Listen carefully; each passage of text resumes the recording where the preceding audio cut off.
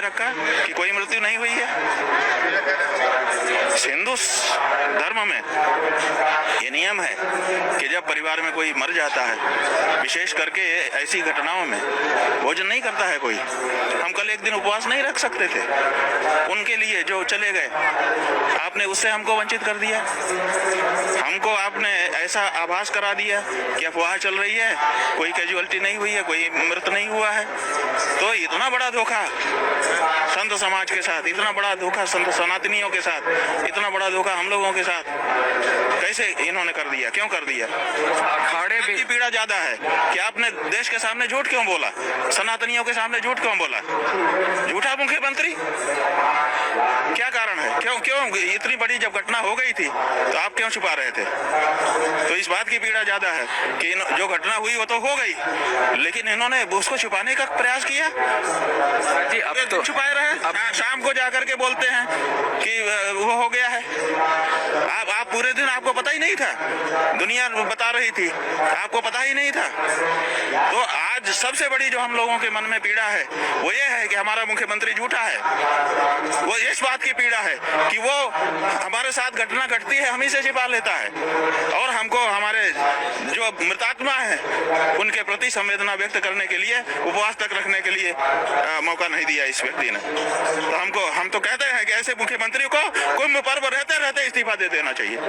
ये नहीं है पद के काबिल, ये जनता से झूठ बोलता है। जो सच्ची बात है, घटना घट गई, उसको सामने रखो कि भाई ये हो गया है। कहाँ नहीं घटना घट जाती है, किसी भी जगह पर घटना घट सकती है। गलती सही बाद में उसका विचार होता है, घटना घट गई, लेकिन उसको छुपाना कि नहीं ऐसी कोई बात नहीं है, ऐसा आभास देना कि सब अफवाह है, सब अफवाह है, ये कहाँ तक उचित है? हम तो सबसे बड़ी पीड़ा इस समय ये हो गई है, बहुत मनमाहत है। जांच के लिए न्यायिक आयोग गठित किया गया। भाई न्यायिक आयोग से क्या लेना देना है? पहले तो ये बताएं, वक्तव्य दें कि इन्होंने झूठ किस आधार पर बोला।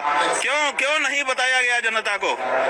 कल सवेरे से सबसे पहला उनका ट्वीट आया, हमने देखा, क्योंकि हम लोग उन्हीं पे भरोसा कर रहे थे कि मैं मुख्यमंत्री जी देख रहे हैं, जो घटना होगी वही बताएंगे। जैसे ही मीडिया में आने लगा, सोशल मीडिया में कि भगदड़ हुई है, मृत्यु हुई है, तो हम लोगों ने सोचा कौन एकदम प्रामाणिक कौन होगा। हमने प्रामाणिक मुख्यमंत्री को समझा, उनका ट्विटर देखते रहे, जो एक्स आजकल हो गया है, उस एक्स को देखते रहे कि उस पे व्यक्ति स्वयं बोलता है तो स्वाभाविक है वो तो सही बोलेंगे।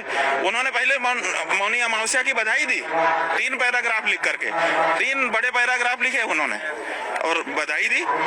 इससे लगा कि भाई ये तो अच्छे से बधाई दे रहे हैं, कोई दिक्कत नहीं है, इनको तो हर जानकारी हो गई। उसके कुछ देर बाद फिर उनका आया और उसमें भी 2-3 पैराग्राफ लिखे और अंत में लिखा एक लाइन में, अफवाहों पर ध्यान न दें। तो लगा कि भाई कुछ अफवाहें हैं, उनका खंडन कर रहे हैं, घटना नहीं घटी है। और फिर 10 बजे तो उनका वक्तव्य ही आ गया, 10:30 बजे। तो अब ये सवाल है कि ये क्यों सच जो घटना घट गई थी उसको छुपा क्यों रहे थे?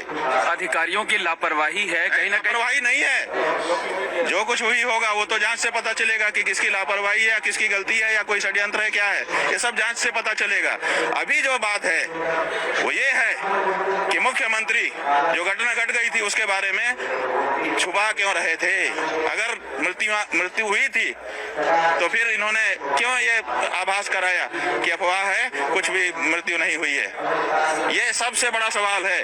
पूरा दिन छिपाए रहे, अखाड़ों को स्नान करने के लिए कहा, अखाड़े भी पहले तो उन्होंने मर्माहत होकर के निरस्त कर दिया था कि भाई हम उस राजसी रूप में जैसे हम जाकर के स्नान करते हैं हम नहीं करेंगे। उनके मन की संवेदना प्रकट हो रही थी ना उन मृतात्माओं के लिए, आपने उस पर ब्रेक लगा दिए। आपने कहा कि नहीं ऐसी अफवाह है, तो सब लोग स्नान करने गए, हम लोग स्वयं स्नान करने के लिए गए और उसके बाद भोजन किया। वो जो कल का भोजन है वो हमको सदा के लिए पीड़ा देगा, और वो ड्यूटी मुख्यमंत्री आदित्यनाथ। तब जो धर्माचार्य हैं आप जैसे लोग, वो कल शाम तक श्रद्धांजलि भी नहीं दे सके, मृतात्माओं के प्रति संवेदना भी नहीं जता सके। जो हमारा तरीका है, धार्मिक तरीका है कि हमारे परिवार में सूतक लग जाता है, हमारा भोजन अपवित्र हो जाता है, हम नहीं करते हैं उस दिन, तो क्या हम अपने उन मृतात्माओं के लिए एक दिन उपवास नहीं रख सकते थे? इनके कारण भरोसा कर लिया कि अफवाह है। हम लोग हर जगह जाके तो देख नहीं पा रहे हैं और सब जगह